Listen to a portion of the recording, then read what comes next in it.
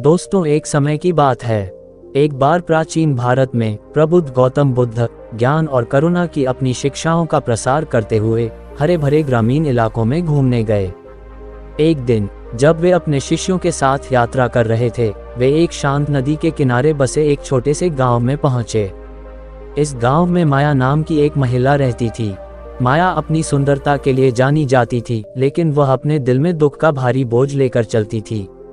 उसने एक दुखद दुर्घटना में अपने पति को खो दिया था, जिससे उसे अपने 2 छोटे बच्चों की देखभाल अकेले ही करनी पड़ती थी। गांव वालों की सहानुभूति के बावजूद माया अकेलापन महसूस करती थी और जीवन की चुनौतियों से परेशान रहती थी।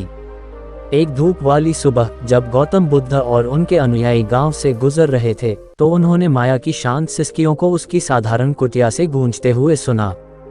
उसके दर्द के स्रोत से चिंतित होकर बुद्ध उसके दरवाजे पर पहुंचे। उन्होंने धीरे से दस्तक दी और रोने जैसी लाल आंखें लिए माया ने उनका अंदर स्वागत किया। फिर बुद्ध ने अपनी दयालु दृष्टि से माया से अपनी परेशानी साझा करने को कहा। उसने अपने पति की असामयिक मृत्यु, अपने बच्चों को अकेले पालने के संघर्ष और उस निराशा के बारे में बताया जो उसकी आत्मा में घर कर गई थी।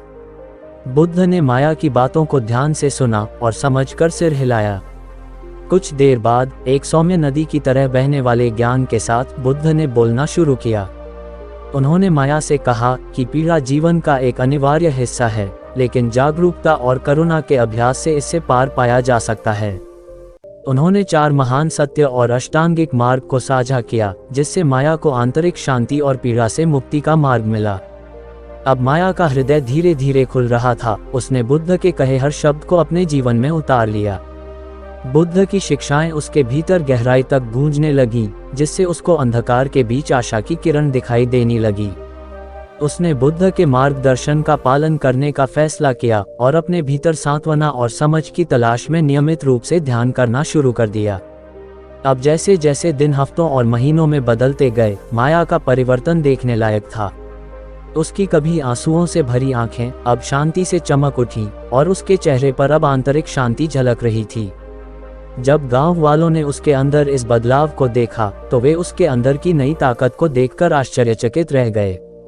जब माया के परिवर्तन की खबर गौतम बुद्ध तक पहुंची, तो वे उसकी प्रगति की जांच करने के लिए गांव लौट आए।